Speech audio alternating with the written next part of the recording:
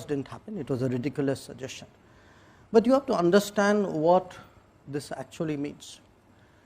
I could take a view that the individual in question, Mr. Soros, is a old, rich, opinionated person sitting in New York who still thinks that his views should determine how the entire world works.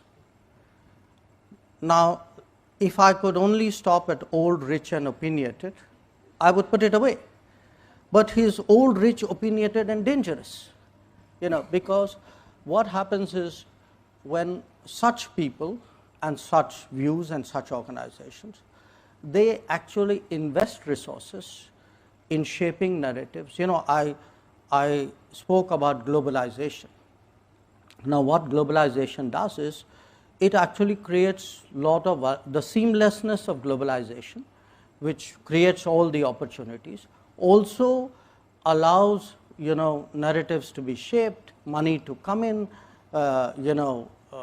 foundations to go about their agenda. Now, in this particular case, it is very clear that he has very strong political preferences. He foundations to go about their agenda. Now, in this particular case, it is very clear that he has very strong political preferences.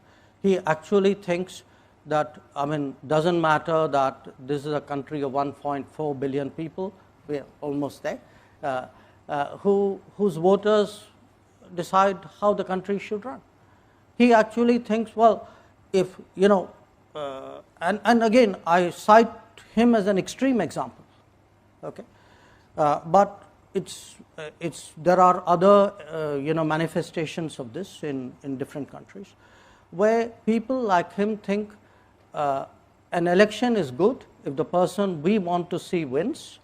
If the election throws up a different outcome, then we actually will say it's a flawed democracy.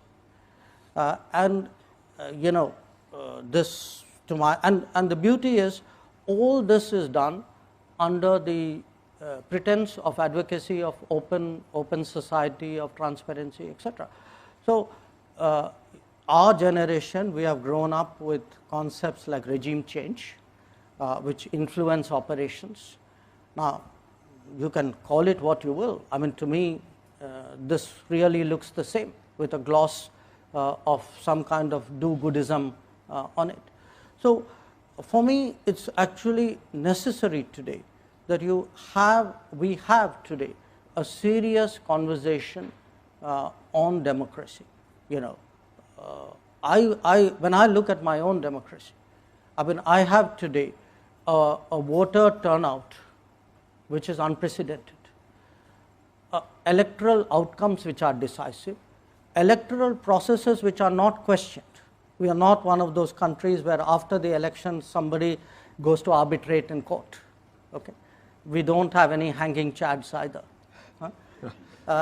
and where you actually say, I will sit in judgment over the verdict of voters.